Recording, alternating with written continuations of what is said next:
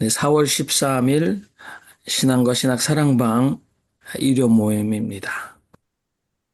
하늘난 새를 보라 농사하지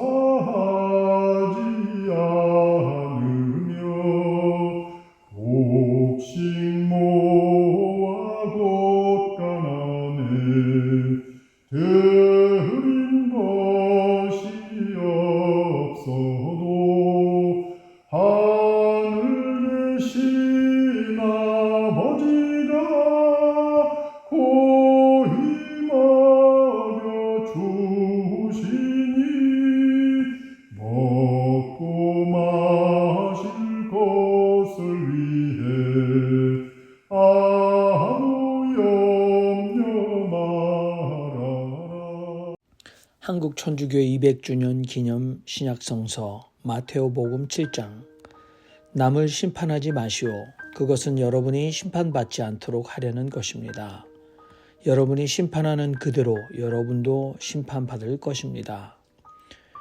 그리고 여러분이 되어주는 되만큼 여러분에게 되어주실 것입니다. 왜 당신은 형제 눈 속에 티는 보면서도 당신 눈 속에 들보는 깨닫지 못합니까? 보시오, 당신 눈 속에 들보가 있는데 어떻게 당신 형제들어 가만히 있게 자네 눈에서 티를 빼내주겠네 하고 말하겠습니까?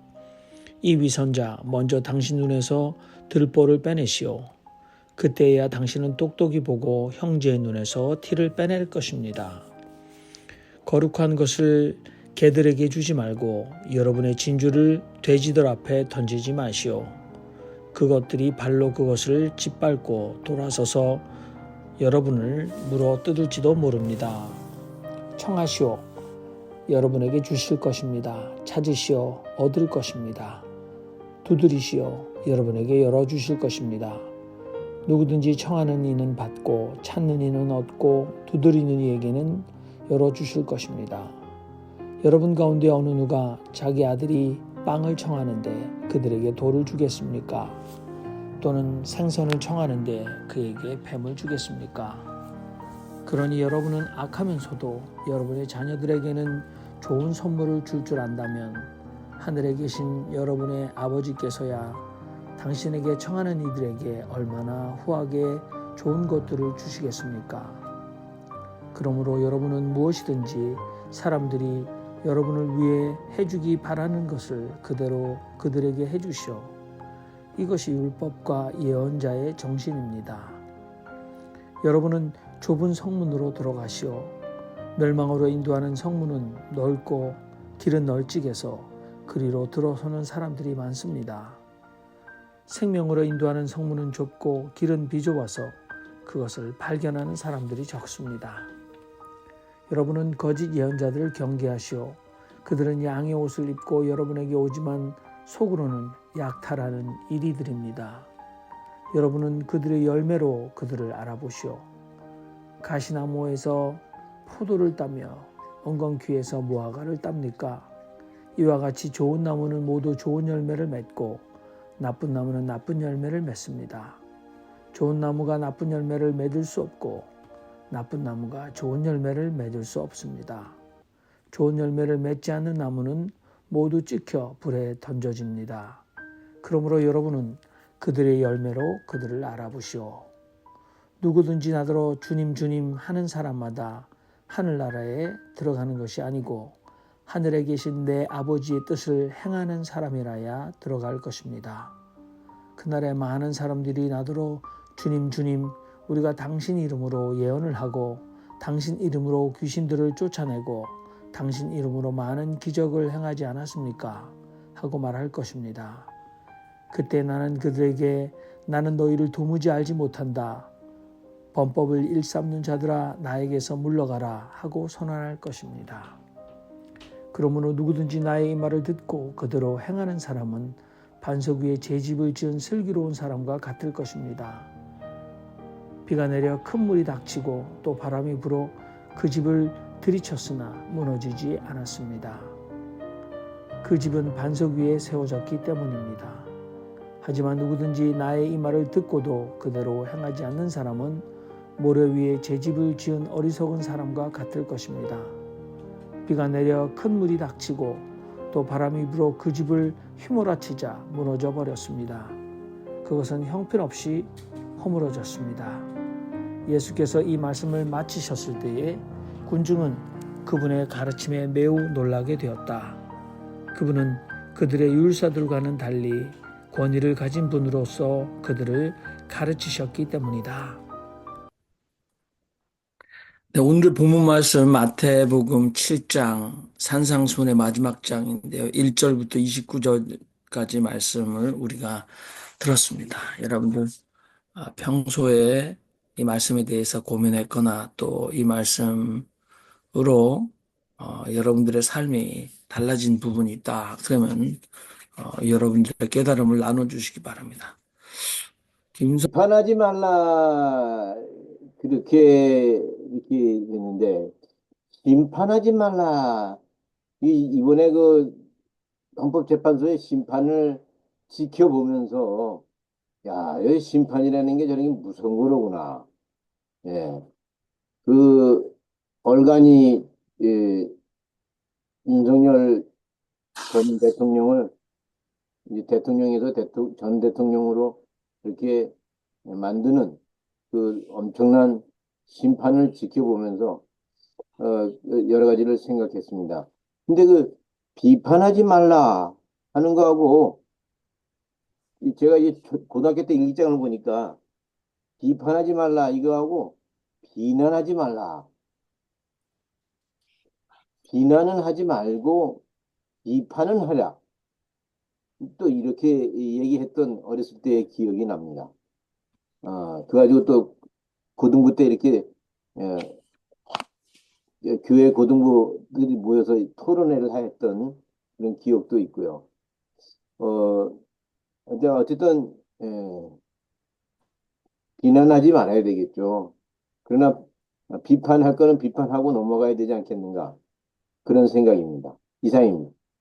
제가 오늘 오후에 그 저기 아이고 그 손원영 교수 하시는 거기 김교신 선생 그 공부하는 시간에 참석했었어요.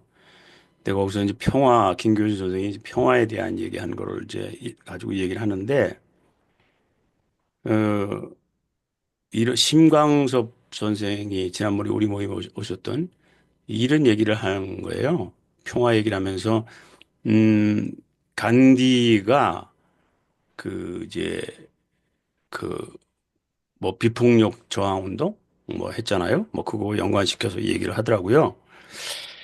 그래서 제가 좀 뭐 코멘트를 했는데 무슨 얘기였냐면 간디의 비폭력 저항 운동은 종교와 아무 상관이 없는 거다.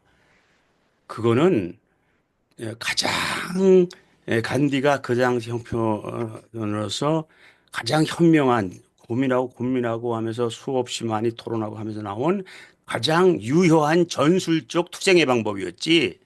제가 이제 그런 얘기를 했습니다. 그러니까 그게 사실이거든요. 종교적인 거하고는 전혀 상관이 없는 거예요. 그거는 영국과 싸우는 가장 효과적인 방법으로 그 방법을 택한 것이지. 이제 그런 얘기 했습니다. 제가 왜 그런 얘기 했냐면 우리가 이제 성경 말씀, 여기 오늘 말씀도 얼마나 귀한 말씀이 많습니까? 그러나 그것을 너무 형이상학적으로 관념적으로 생각해서 현실과 동떨어져 있는 느낌을 많이 받아요. 그래서 저는 어떻게든지 좀 이렇게 성서를 좀 우리의 일상적인 삶과 좀 일치시키는 점을 이제 찾으려고 하는 그런 입장인데요. 이번에 이제 이런 생각이 들었습니다. 그 좁은 길, 넓은 길 여기서 이 생각이 이런 걸 들었습니다. 저는 이번에 이제 광화문에 집회 몇 번 갔잖아요. 갔는데 참 거기 수십만 명이 모였잖아요. 그런데 저는 그게 좁은 길이라고 생각이 됐어요. 왜 그러냐면요.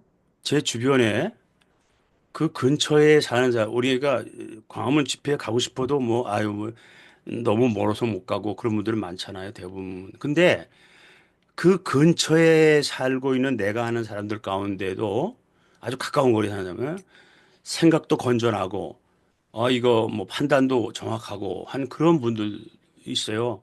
근데 그 집회에 한 번도 안 나온 사람도 있어요. 생각은 그래요. 어? 버스 한 번만 타고 올 사람들이 안 온 사람들이 되게 많죠. 온 사람보다는. 결국은 뭐냐? 좁은 길이라는 거 굉장히 뭐 심오하고 심각하고 뭐 넓은 길이라는 것은 뭐 아주 뭐 무슨 타락되고 부패하고 그런 길인가? 그건 아닌 것 같다. 이렇게 우리가 택한 지금 이 길이 좁은 길, 비록 수십만 명이 모였어도만 그건 좁은 길이 아니냐. 그런 생각이 들었어요. 그래서 이렇게 우리에게 성서의 그것을 우리의 그 생활로 찾아가는 그런 노력들을 저는 좀 적응하고 하는 그런 어프로치를 계속 해야 되겠다. 그렇지 않으면 오늘 그 심 선생이 얘기한 대부분 사람들이 그렇게 알고 있죠. 간디가 무슨 종교 운동한 거라 천만의 말씀이거든요.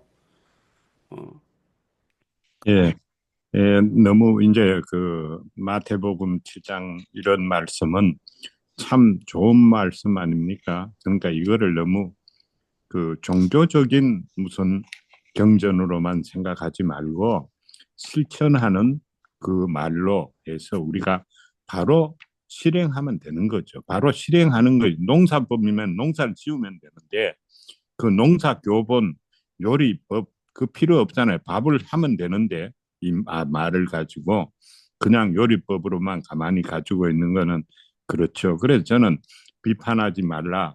좀 비판하지 않는 게 맞다고 생각을 합니다. 그냥 비판하지 말라 아니면은 정죄하지 말라, 심판하지 말라. 사람이 심판하고 정죄하고 비판하는 데서 실제로 많은 문제가 오잖아요. 그래서 저는 가능하면은 이제 정죄하고 심판하고 비판하는 대신에 대안을 말하면 더 좋다. 그렇게 생각을 합니다. 그 무슨 일이 있을 때 대안을 말해야지 그 출구를 해법을 말해줘야지 비판하면은 아무 소용이 없잖아요. 그러니까 기독교는 무엇을 그거를 말하는 것이 아니고 실제로는 언제라도 기독교는 how를 말하거든요. 어떻게 하는가 이걸 말하거든요. 그걸 따라가면 되는데 그거는 안 따라가고 무엇을 거기에서 네가 맞다, 내가 맞다 이제 이런 것은 조금 그 성경이 말하는 그 본래의 의미까지 이렇게 못 따라가는 이제 그런 것이다. 이제 그런 생각이 많이 듭니다. 그래서 사실은 정치적인 거나 이론적인 논쟁보다 중요한 것은 실제로 이제 관리하고 이렇게 생산하고 이제 실천하고 이런 쪽으로 가는 것이 바람직하다. 이제 그런 생각이 많이 듭니다. 저는 이제 지금 비판 얘기 우리 김성공 목사님이랑 권영태 선생님 하셨는데 제가 뭐 한국 사회처럼 그렇게 그 ENF 그 MBTI 그 성격 검사를 자주 하는 건 뭐 그렇게 익숙하게 나누거나 막 비교하거나 그런 적이 없어요. 근데 제가 보니까 그 제 MBTI 성격 유형에 만약에 J가 들어 있어요. 그러니까 E가 외향적, 그다음에 N이 직관적, 그다음에 F가 감정, feeling, 그다음에 맨 마지막에 J가 judge예요. judging, judgmental. 그러니까 다른 사람 비판하지 말라 하는데 이제 저는 성격상 비판이 특화되어 있는 거죠. 그래서 제가 한 가지 이제 깨달은 게 내가 이제 남들한테 싫은 소리 듣는 게 싫은 소리 너무 많이 해서 그렇구나. 아니 이게 성격을 떠나서 굉장히 저지멘탈. 그러니까 이게 없는 사람보다는 그 성향이 있는 사람이 굉장히 남 비판하는데 날 써서 좀 매몰차게 또는 뭐 남의 성격을 굉장히 많이 찌르는 그 패부를 찌르는 그런 그 잘못을 극대화시켜서 해주거든요. 그래서 그 나 같은 사람은 이 비판하지 말라 이 산상수훈을 어떻게 지켜야 되나 이런 고민이 갑자기 두 분이 말씀하신 걸 듣고 들었습니다. 아, 근데 저는 아무래도 이제 7장에서 평소에 제가 가장 그 중요한 것보다는 귀중하다라고 생각했던 거는 그 누구든지 나더러 주여 주여 하는 자마다 천국에 들어갈 것이 아니요 하늘에 계신 내 아버지의 뜻대로 행하는 자라야 하리라. 요 기절은 사실은 바울의 이신칭의, 바울의 칭의론에 경도된 한국 기독교 교인들의 어떤 값싼 은혜, 자기는 아무렇지도 않고 그냥 믿으면 자기는 의인이 되었다. 그래서 믿습니다. 믿습니다라는 거는 사실 마음으로 인정하는 것, 또 입으로 시인하는 것, 뭐 이 정도밖에 안 되는 거죠. 그러니까 그들의 삶과 굉장히 유리된, 예, 그런, 어, 신앙생활을 하면서 자기는 천국 백성이다. 뭐 그런 소속감, 자기 가치관, 뭐 그런 거를 자기를 특별하게 만들었죠. 근데 그거를 다시 밸런스를 만들어내려면 결국은 기독교가 지금 많은 분들이 말씀하는데 실천이다, 삶 속에서. 그거는 뭐 사실 어려운 말도 아니지, 신학적 용어도 아니고 행함이다라고 얘기하는데 경기를 하잖아요. 그래서 이단 쪽으로까지 몰아가죠. 그래서 캐톨릭은 그래도 뭐 캐톨릭을 이단으로 보죠. 예, 그 개신교에서 나온 책들을 특히 뭐 신학자나 목사라는 사람이 캐톨릭은 이단이라면서 캐톨릭의 직제나 뭐 이런 것들 비판하고 캐톨릭 선교 잔혹사 같은 걸 얘기하면서 캐톨릭 어떻게 타락한 이단이냐 그런데 그 중에 가장 대표적인 게 예수 그리스도의 보혈의 공로를 믿지 않는, 예, 믿음도 인정하지만 행함으로 구원받는다. 그러니까 완전히 이단이 이렇게 굉장히 쉽게 가거든요. 근데 그런 모든 것들을 이렇게 해결해 낼 수 있는 예수의 복음서에 굉장히 중요한 사상 중에 하나가 마태복음에 그 하늘에 계신 너희 아버지께서 온전하신 것 같이 너희도 온전해라. 그리고 먼저 그 나라와 그 일을 구하라. 그 다음에 아버지의 뜻대로 행하라. 이거는 다 동일한 말씀이라고 보이고, 부인할 수 없는 강조점입니다. 근데 한국교회 목사들이 이거를 하면 자기가 목회할 때 그렇게 많은 사람들이 값싼 은혜를 던져놓고 그것으로 평생 목회할 때 강조를 해왔기 때문에 이 마태복음 7장 21절 말씀은 의도적으로 피하거든요. 예, 그리고 이제 산상수훈을 연구했다는 수많은 학자들도 뭐 기독교인의 마그나 카르타 삶의 대헌정이다라고 말하면서 삶의 대헌정이라고 그렇게 얘기하면서도 이건 우리가 이만큼은 실행할 수 없다. 뭐 이렇게 얘기합니다. 뭐 기껏 좀 더해도 성령의 은혜로는 할 수 있겠지만 뭐 이렇게 토를 계속 달죠. 그래서 저는 이 부분은 심각하게 그렇게 교리적으로 생각해야 되는 게 아닌데 너무나 많은 사람들이 자꾸 믿음으로만 구원받는다라고 해서 성경과 성경을 스스로 상치시켜 놓고는 선택적 정의로 자기에게 필요한 것만 가져와서 오직 보혈의 공로로 이것만 믿고 있는 거 아닌가. 그래서 네. 굉장히 그러면 아까 얘기했는데 이어서 좀 하면은 그 사람을 대할 때 어떤 관계로 맺어지느냐 했을 때 이 상대방을 보면은 먼저 판단부터 하는 사람이 있어요. 이 사람 어떤 사람이다 하고 그 판단부터 하는데 그 습관적으로 어렸을 때부터 판단을 받아왔기 때문에 판단부터 이게 하는 거예요. 뭐 이게 딱 얼굴을 보면은 이 사람은 어떻게 생긴 사람, 또 말투를 보면 이 사람은 어떤 성격의 사람, 뭐 이렇게 해가지고 먼저 판단부터 하는 사람이 있어요. 근데 또 어떤 사람은 보면은 받아들이는 것부터 하는 거예요. 상대방이 어떤 걸까 하고 이렇게 받아들이는 거죠. 예. 그러니까는 판단은 나중에 하는 거죠.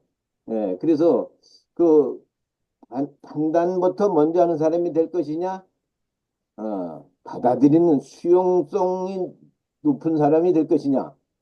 이제 그것이 이제 인생의 갈림길에 이렇게 서 있는 저 자신을 많이 발견하게 됩니다. 근데 저는 아무래도 뭐가 뭔지 모르기 때문에 먼저는 받아들이다가 좀 시간이 지나면 판단을 하게 되는 것이죠. 예. 아니, 그런 의미에서 뭐 성격 따라 또 부모님으로부터 받은 습관 따라서 이제 이런 것들을 행하게 될 텐데 각자의 독특한 맛이 있기 때문에 그 맛을 잘 활용하는 것이 좋지 않겠는가 그런 생각 가져봅니다. 이상입니다. 네, 제가 그 오늘 말씀 중에서는 도무지 내가 너를 알지 못하겠다 하는 이 말씀이 여러 가지로 많이 생각을 깊게 하고 있습니다. 어, 이 삶의 자리에서 과연 종교 행위만 하는 사람들한테 이 말씀은 무엇일까? 그래서 그 기독교인들에게 여러 가지 많은 생각을 아주 깊게 하는 것 같습니다. 네, 특별히 어제 어제가 그 세월호 우리 뉴저지에서 세월호 우리 공모상 하는 어린 아이들이 왔었거든요. 어린 아이들이 그림도 그리고 또 하는 거를 이제 부모들도 오고 이제 했는데 저 세월호를 교회에서는 다 여기 특히 개신교에서는 세월호 사건에 대해서 아예 그냥 멍긋도 안 하는데 이렇게 끊임없이 매주가 아니라 매달 한 번씩 나가서 시위하고 지금도 하고 있거든요. 근데 그런 사람들을 보면서, 과연 교회에서는 뭐 했는가? 예수님이 정말 재림하셔서, 그들을 보면서 나는 도무지 너희를 모르겠다. 어제 그 말씀과 어제 그 사건과 오늘 이거를 보면서, 진정한, 우리 시대에 주님의 마음을 품은 자는 누굴까? 이 생각이 오늘 깊어졌습니다. 어, 직업이 비판하는 사람이라서, 예, 저는 비판해야 된다고 생각하고요. 여기 성경 말씀에 나오는 비판하지 말라라고 이야기한 부분을 대놓고, 여러분 비판하지 마십시오. 정권이 뭘 하든 사회가 뭐라고 하든 종교 목사들이 뭐라고 하든 비판하지 마세요. 왜? 성경에 이렇게 돼 있지 않습니까? 따위로 이야기하는 가짜 지도자들이 너무 많습니다. 예. 그래서 저는 여기 있는 비판하지 말라라는 이야기를 좀 소화해서 들었으면 좋겠다라는 생각을 하고요. 제가 이 말씀, 그러니까 마태복음 7장을 쫙 보다가 맨 끝에 있는 청중의 반응, 28절에 예수께서 이 말씀을 마치셨을 때 군중은 그분의 가르침을 매우 놀라게 되었다. 그분은 그들의 율사들과 달리 권위를 가진 분으로서 그들을 가르치셨기 때문이다라고 되어 있는데 우리는 어렸을 때부터 마태, 마가, 누가, 요한 공관복음이라고 해서 달달달달 외우도록 때로는 이제 그 한 귀절 외우게 하고 뭐 저 접두사 잘못되면은 다시 외워 뭐 하는 식으로 굉장히 달달달달 외우게 해서 아마 마태복음 여기 계신 분들 아마 7장 이거 다 아실 거예요. 근데요, 진짜로 과거에 내가 공부하고 내가 읽었다라는 거 선입견 버리고 이게 성경에 있는 이야기라는 거 선입견 버리고 다 갖다 버리고 정말로 맨 마지막에 이 말이 진짜 매우 놀랄 만한 말인가? 그들의 율사는 이런 얘기를 안 했을까? 이런 얘기를 하니까 권위를 가진 분으로 인정하게 됐을까? 이게 그렇게 놀랄 만한 이야기들이에요? 이 생각은 안 해보셨나 모르겠습니다. 저는 마태복음 예전에 배웠던, 예전에 공부했던, 그리고 이것은 하나님 말씀이니까 거룩히 받침을 받아야 된다라는 생각을 다 지우고 이거 보면요. 마땅히 사람이 살아가는 일반적인 얘기 하신 거지 않습니까? 전 그렇게 들려요.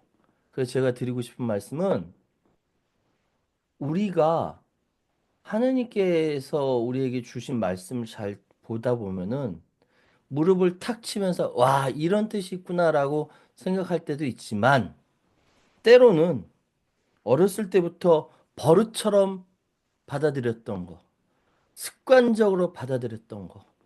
마테마가 누가 요한에 있는 그 이야기니까 위대하고 이렇게 생각하지 않았으면 좋겠다라는 차원에서 예, 맨 마지막에 청중들의 반응이 예, 조금 저는 놀라웠습니다. 감사합니다. 저기 비판하지 말라라는 것은 제가 보기에는 자기의 들보는 보지 않고 남의 들보만 본다라는 말씀 있잖아요.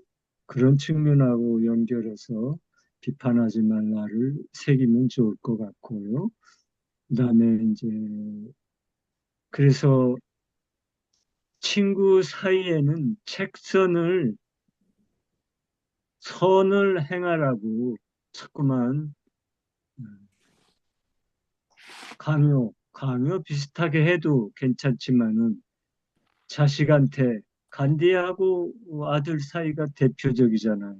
너무 착하게 이렇게 자꾸만 아들한테 프레스 압박을 주면서 하니까 아들이 거꾸로 나가는 거 아닙니까? 그래서 그렇지만은 친구 사이에는 책선을 해야 된다. 이것도 비판하고 연결해서 생각해 보면 좋을 것 같습니다. 그리고 이제 좁은 문으로 들어가라는 것은 제가 이제 다섯사상을 공부하면서 또 우리 이 신앙과 사랑방에서 다섯사상을 한다는 게 얼마나 이게 참 좁은 길인가. 정말 다성님을 생각할 때마다 저는 우리 온 결에 참 그 말씀을 알리고 싶은 열의가 가득한데 저희 모임만 해도 몇 명 나오지 않고 참 그런 걸 보면은 이런 것들이 좁은 길인가. 그리고 도마복음에 예수님이 음, 제자와 예수님 사이에 이런 말이 있잖아요. 제자들이 아, 진리의 세면은 사람이 없고 술자백이 있는 데는 사람이 많은데 진리의 세면은 사람이 없다는 말씀이 대표적으로 좁은 길로 가라는 그런 메시지라고 저는 생각합니다. 그래서 다섯사상도 우리가 여기 신앙과 사랑방도 우리가 좁은 길을 열심히 가고 있는 길이 가는 것이 아닌가. 그래서 자긍심을 또한 느낍니다. 감사합니다. 저도 헨리 김 목사님처럼 내가 너를 도무지 알지 못한다. 거기에 굉장히 되는데요. 근데 그것만도 또 아닌 것 같아요. 나쁜 짓을 할 적에는 그때 왜 사울 왕한테도 하나님이 그러셨잖아요. 사울이 나쁜 길로 가려고 그럴 때 걔를 없애기 위해서 더 나쁜 영을 갖다 집어넣었다 그랬거든요. 사울 왕한테 나쁜 영을, 악마의 영을 집어넣었다. 그래서 요번에 그 윤리 일어난 거가 이게 데피니트리하게 하나님이 하신 거다. 그 윤이 나쁘게 가니까 그 마귀의 영을 갖다 더 넣어가지고 얘가 정말 쿠데타를 일으킨 거다. 그러니까 하나님이 뭐든지 내가 너무 알지 못한다진 하지만 나쁜 사람도 하나님이 관리하신다. 그런 걸 갖다가 깨달은 것 같습니다. 네. 네. 아니, 저는 이제 예수님이 상당히 급진주의자, 레디컬한 분으로 이렇게 느껴졌어요. 생명에 이르는 길, 진리의 길은 별로 찾는 사람이 없다. 예수님 말씀 따라서 실천하는 사람들은 별로 없잖아요. 너무나 급진적이에요, 예수님 말씀이.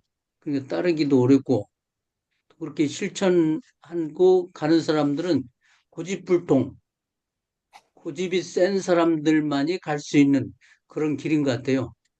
그래서 좁은 길이다. 그렇게 생각됩니다. 그러니까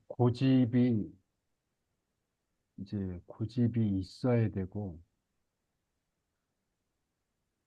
또 고집이 좋은 면도 있고 또 나쁜 면도 있네요. 그러니까 여하튼 그 좋은 고집을 그 좁은 길 잘 가고, 또 너무 이렇게 그 자기 고집만 내세울 게 아니라 이렇게 같이 서로 풀어가면서 가면 좋겠다, 그런 생각이 듭니다. 제가 생각할 때 이런 건 어떤지 모르지만 저는 아직 나름대로 이 기독교에 대한 확신이 안 서는 것이 제일 큰 것이 뭐냐면은 예수님 시절에 그러니까는 뭐 AD 1세기인가 BC 1세기일지 모르지만 그때가 이제 성경 자체가 11,몇백 권이 있었거든요. 그러다가 일부 몰지각한 주교라든가 그분들이 이제 성경을 무단으로 다 삭제를 하고 68권, 74권이라는 만들어 가지고 그 다음에 그러다 보니까는 이 성경에 대한 어떤 쉽게 얘기해서 믿음이라는 것이 상당히 없어지더라고요. 예를 들어서 그게 만약에 계속 여태까지 만 몇 권에 대한 성경이 있었다면 성경에 대한 믿음을 가질 텐데 이 성경 자체를 콘스탄틴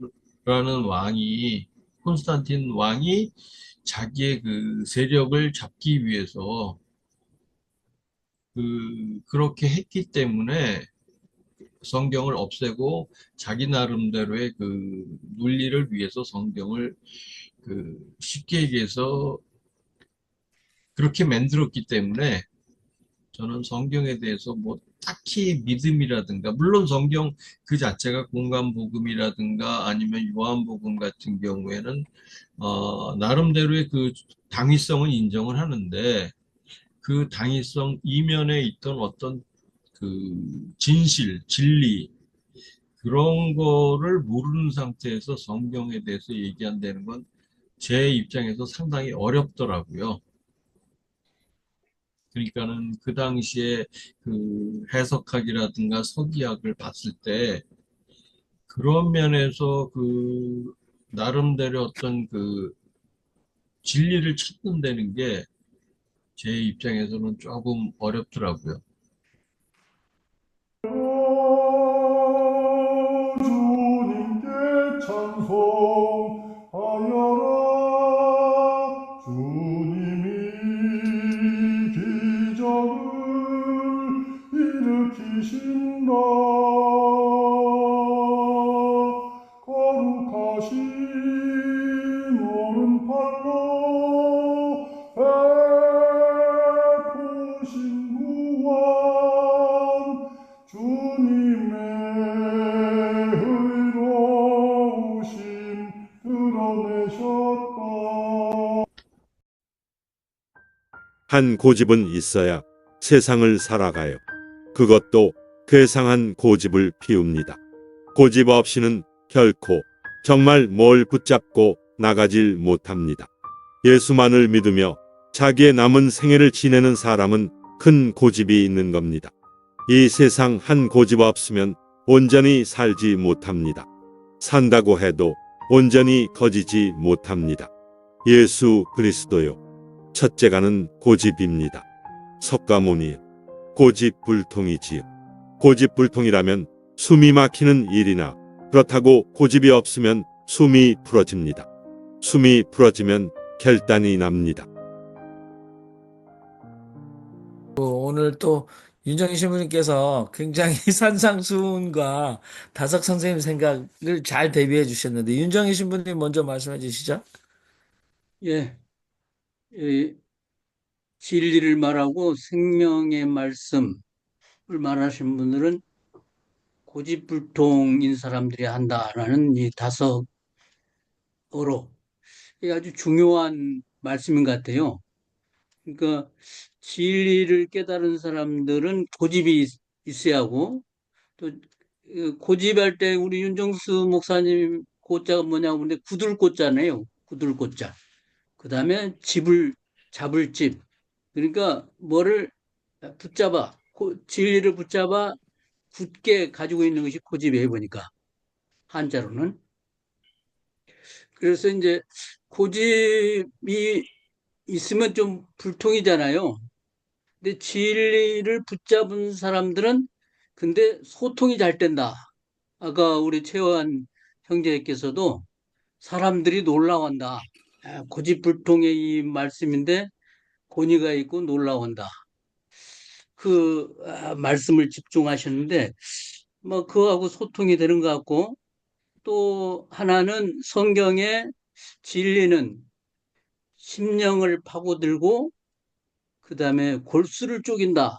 그 말씀인데 아마 다석 선생님의 이 고집이라는 단어도 우리 심금을 파고들는 그런 말씀 아닌가 그렇게 생각됩니다. 이상입니다. 고집. 고집은 대단히 안 좋은 거죠, 사실은. 고집. 고집처럼 불통인 고집이 되면은 큰일인데, 다스님도 이제 고집은 정신분석학적으로 봐도 정신학자들이 봐도 고집은 대단히 이제 수준이 낮은 거예요. 가령 자존심도 그 정신 분석의 점수로 보면 낮은 데 위치해 있거든요. 자존심, 이제 고집 이런 것들이 나쁜 건데 아성님이 왜 오늘 고집불통을 꼭 얘기하셨는가? 간디의 진리파지 정신이 있잖아요. 진리파지. 우리가 참 진리를 잡았으면 죽으면 죽어도 놓지 말자는 거죠. 그러한 정신으로 또 택선고집, 택선고집이라는 말이 있습니다. 고집이 다 나쁜데 여기에서만은 이 고집이 제일 중요한 위치에 있습니다. 택선, 선을 택하는 데 있어서는 고집이 있어야 된다는 거예요. 그래서 다성님도 주위의 친구분들한테 다성, 너는 택선 고집에 있어서는 알아줘야 되겠다. 라고 할 정도의 이야기를 들으셨어요. 그래서 여기서 예수님도 고집쟁이, 부처님도 아주 불통인 고집쟁이 말씀을 특별히 강조하는 것입니다. 그래서 우리가 참 진리를 찾는 데는 이 고집처럼 귀한 것이 없다는 거예요. 이 말씀을 오늘 다성님은 하시는 겁니다. 예, 이상입니다. 그 다섯 선생님의 이런 이제 글을 읽는 거는 그 지배를 철하라, 뭐 안광이 지배를 철한다 이런 말이 있듯이 뜻을 읽어야 되는 것 같아요. 제가 보기에는 쓰기는 고집불통이라고 쓰셨는데 다석 선생님이 의미는 고집형통이다 이런 의미로 쓰신 것 같아요. 잘 보신 겁니다. 네. 이제 고집이 없으면 숨이 풀어집니다. 이 고집이 이제 어떤 아까 얘기한 대로 선에 대한 진리에 대한 어떤 그런 고집이 있어야 된다는 얘기죠. 고집이 없으면 숨이 풀어지는데 숨이 풀어지면 결단이 납니다. 이게 숨이 풀어지면 결단이 납니다. 결단을 해야 합니다. 그리고 아까 물음, 부름, 푸름을 물고 불려서 풀어진다. 예, 그렇습니다. 물, 미음, 비읍, 시옷. 미음, 비읍, 피읍. 아니, 그러니까 물고가 뭘 물어요? 우리가 딱딱한 거 먹을 때 예. 그냥 씹으면 이빨이 다 상하잖아요. 딱딱한 걸 입에 계속 물리면 어떻게 됩니까? 그게 불려져서 나중엔 풀어지잖아요. 그걸 이제 그러니까 비유하신 건데 어려운 문제가 있으면 어떻게 계속 생각을 하면서 생각을 깊이 하면서 돌리면은 그 생각이 나중에는 풀어지잖아요. 그래서 그러니까 이제 딱딱한 걸 먹어서. 진리를 물고 그렇죠. 불려서 풀어야 풀 된다. 때까지. 그렇습니다. 이게 참, 고집이라는 겁니까? 이제 저는 고집스럽게 그렇게 하는 이걸 읽으면서 잘 물어야, question, 물을 때 부름을 이해하고 부름을 알고 그러면 푸르른 진리의 세상이 펼쳐진다. 이렇게 해석을 할 아, 수도 있겠다. 이런 그 생각을. 이제 메디테이션을 할 때 반추, 그러나 되새김, 그 과정을 이렇게 한국식으로 그대로 쓰신 거로 이해가 되죠. 우리가 말씀을 우리가 불려가지고 말씀을 물어가지고 그 다음에 이제 말씀을 푼다. 메디테이션의 성격이 똑같은 거죠. 반추한다, 되새김한다. 이제 그런 거로 하면 되는데, 그러니까 굉장히 다석 선생님이 쓰신 거를 보니까요, 전부가 굉장히 미시적이에요. 상당히 그 미크로한 어느 그 상황을 잘 설명하고 있는데, 우리가 그런 상황을 정말로 생각해서 이해를 한다면은 아주 현실적으로 마음에 바로 와 닿을 수 있는 그런 내용이죠. 저는 그 신학은 의미화의 과정이라고 생각하거든요. 그 과정이니까 프로세스죠. 끝난 건 아닙니다. 근데 이제 의미화가 뭐 죄송합니다. 영어로 쓰면 meaning making이니까 지금 입으로 이거 딱딱한 오징어 생각이 나네요. 우리 김성원 선생님 입으로 딱딱한 오징어를 물어서 입안에서 계속 불려서 풀어진다. 뭐 이렇게 말씀하셨는데 윤정수 선교사님께서 그 물음 계속한 궁극적 물음을 가지고 있다가 그것이 나 자신에 대한 소명, 부름을 깨닫게 되고 그래서 세상의 문제를 그러니까 독야청청 푸르름을 간직할 수 있다. 뭐 이렇게 의무화를 한 것을 곡해했다는 잘하셨습니다. 이렇게 할 수는 없을 것 같아요. 내가 의미화를 하는 그 정도의 네, 자유는 우리들에게 있지 않겠는가. 이제 뭐 그런 그렇습니다. 생각을 해보면서 저는 뭐 이렇게 그 오늘 고집이 무슨 고자냐고 대처 물으셨는데 우리 윤정희 씨님께서 이 완고할 할 때 딱딱할 구줄고에다가 붙들 집인데 뭐 그냥 일반 사람이 신앙이 없어도 고집에 대해서 이제 고집과 아집을 얘기하면서 고집은 뜻을 세우면 변개치 않는 거라면 아집은 자신이 틀렸음을 그렇죠. 알아도 그것을 바꾸지 않는 성격일 수 있겠다. 이렇게 뭐 그냥 어떤 사람이 칼럼을 그렇게 썼어요. 그러니까 저는 이 고집은 제가 볼 때는 이게 자기 의견을 굽히지 않는다라고 문자적으로 굉장히 상대방을 비난할 때 쓸 수도 있겠지만 아집처럼 그러나 우리가 뜻을 세우면 진리를 깨달았으면 그 진리를 조변석계 이렇게 자신의 이익이나 손해 때문에 그 진리를 팔아버리고 양심을 바꾸지 않는다 그런 의견이지 않을까. 그래서 뭐 여러분들이 말씀하셨으니까 저도 다석 선생님께서는 진리를 붙들고 평생 그 잘 붙들어라. 근데 붙든다는 말도 나 변치 혼자만 않는 마음으로 끝까지. 그렇게 할 수 있겠다라고 생각이 듭니다. 예, 우리 김성모 목사님 말씀하세요. 예, 네, 그 고집이라는 게 결국에는 인내심을 말하는 게 아닐까, 또 지구력을 말하는 것이 아닐까 하는 생각을 가져봅니다. 인내심과 지구력을 가지고 이제 진리를 물고 불려서 먹어버리는, 풀어버리는 그런 것이 다석이 오늘 우리에게 가르쳐 주고자 하는 바가 아닐까 생각해 봅니다. 이상입니다.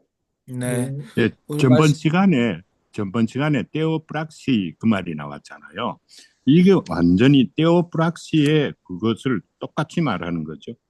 그 신앙이 떼오프락시 쪽으로 갔으면 훨씬 더 좋았을 텐데 너무 이념적으로 관념적으로 가서 그런 문제도 있거든요. 테오프락시. 그러니까 우리 그 메디테이션 할 때 농담으로 하는 말이 오징어 메디테이션 그 이야기 많이 하거든요. 오징어를 가지고 불려서 하면은 맛이 있다. 이래 말할 때 성경 말씀을 풀 때 그런 농담을 하면서 그 성경 묵상을 설명하기도 하거든요. 똑같은 이야기 같아요.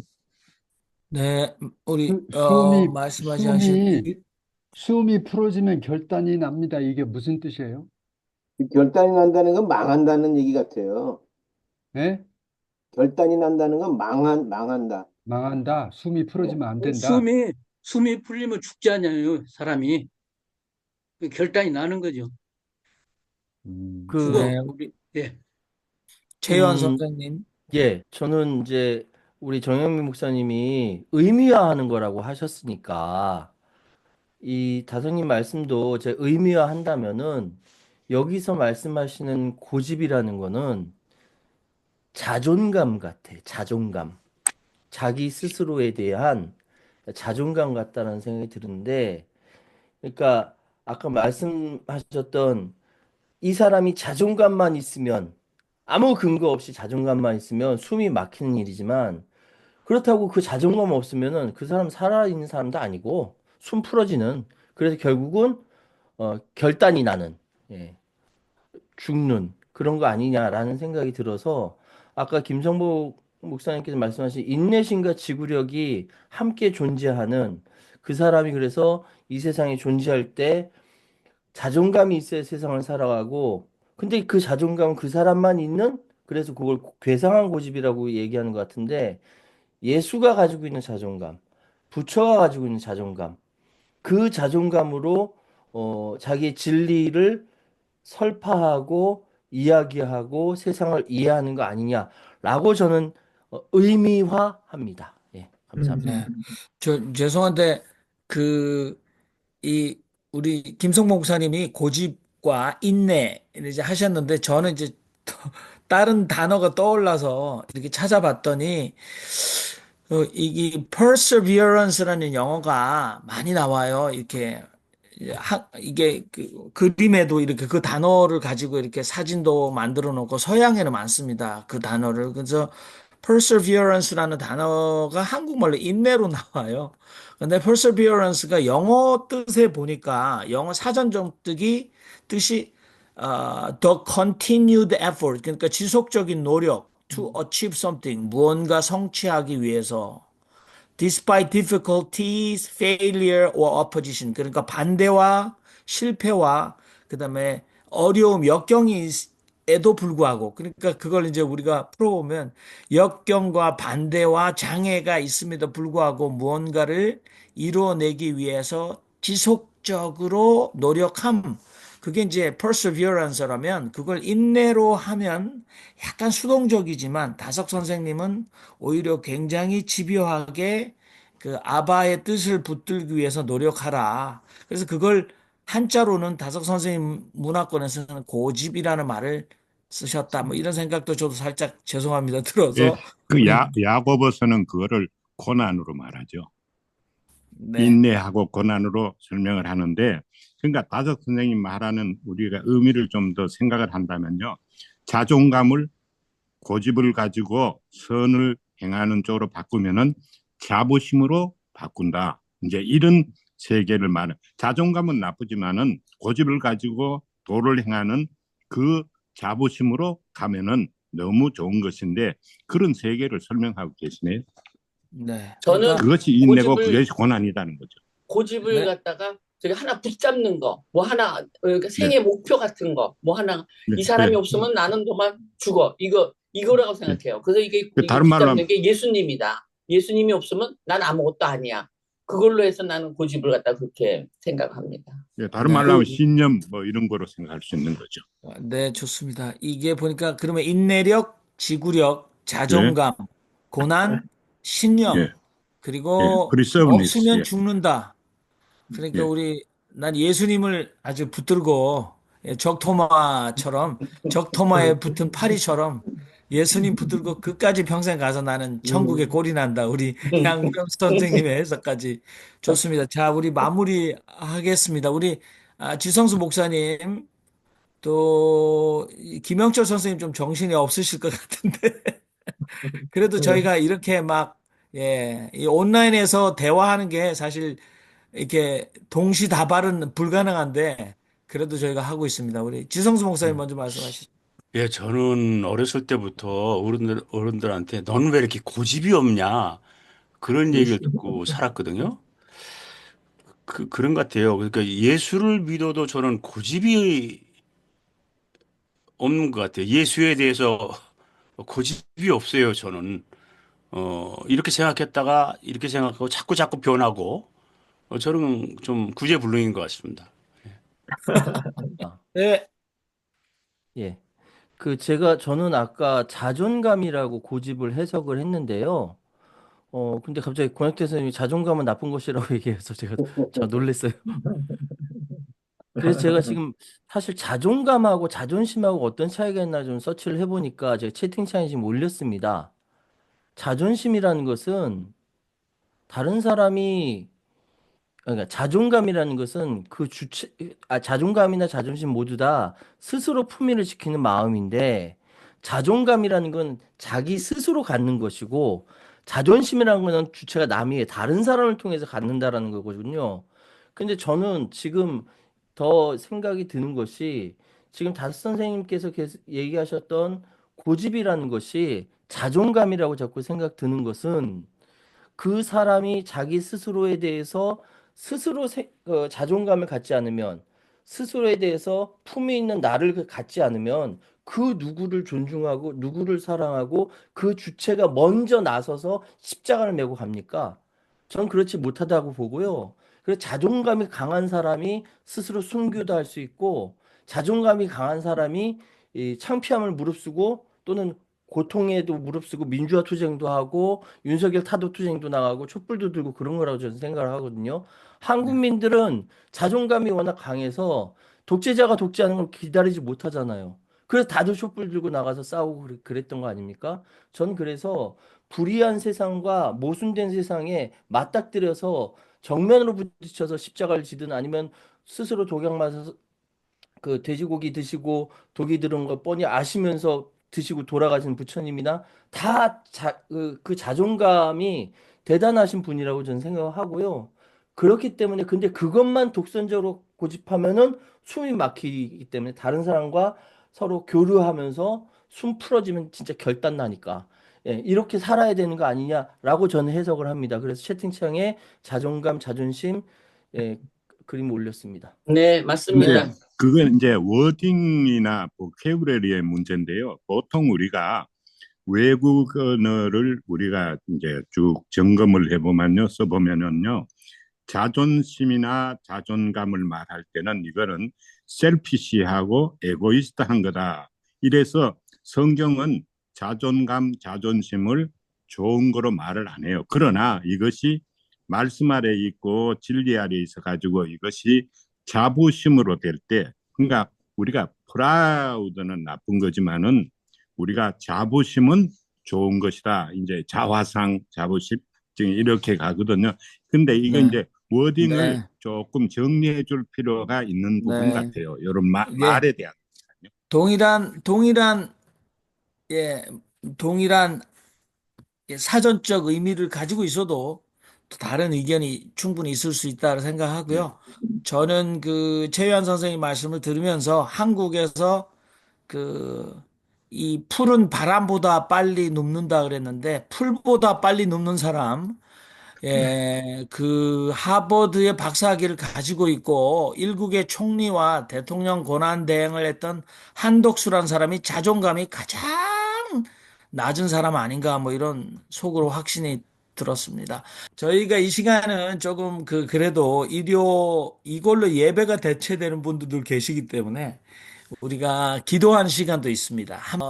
나에게 지금 가장 의미 있는 문제 또는 나를 괴롭히는 문제 또는 여러분 마음속에 깊은 곳에 있는 소원 그런 것들을 우리가 기도라는 형식으로 함께 공동체적으로 기도하는 시간입니다. 다 같이 기도하시겠습니다. 하나님 힘들게 얻어낸 대통령 파면 많은 외국인들이 칭송하지만 한국을 살아가는 민중들의 마음은 아직도 타들어갑니다. 하나님, 내란 세력이 척결될 수 있도록 이 과정에도 하나님 붙들어 주시고 지켜 주시옵소서. 아멘. 사랑의 주님, 미래에 대한 걱정과 근심으로 우리의 심령이 상하고 있습니다. 근심하지 말라, 걱정하지 말라. 하나님을 믿고 우리가 앞으로 나아가게 하시옵소서. 아멘. 하나님, 우리 민족이 이번에는 정말로 올바른 지도자를 선택할 수 있도록 인도하여 주시옵소서. 아멘. 하나님의 백성으로 대안의 사람으로 이 힘든 과정을 겪고 자존감을 세워주셔서 감사합니다. 아멘. 우리 모두 진리를 찾는 데 있어서 예수님, 부처님처럼 고집불통이 되게 하여 주시옵소서. 아멘. 항상 우리를 위하여 좋은 길로 인도하시는 하나님, 비록 우리가 역경에 처해 있더라도 항상 옳은 길로, 바른 길로 인도하시는 하나님, 이번에도 바른 길로 갈 수 있도록 저희를 이끌어 주시기를 믿사옵니다. 아멘. 아멘. 우리나라를 지켜주셔서 감사합니다. 우리가 더욱더 올바른 지도자로서 이미 정해놓으신 것을 압니다. 하나님 감사합니다. 대한민국이 우뚝 서게 하여 주셔서 감사합니다. 아멘. 예, 도를 바로 아는 자가 되고 도를 바로 행하는 자가 되어서 이 땅에 하나님 나라가 임하게 하시고 특별히 한국과 한국의 기독교가 하나님의 온전한 나라로 만들어 갈 수 있도록 축복해 주시옵소서. 아멘. 하나님 반석 위에 세운 지도자가 나올 수 있도록 도와주시고 미국도 한국도 전 세계가 평화의 길로 갈 수 있도록 인도하여 주시옵소서. 아멘. 아멘.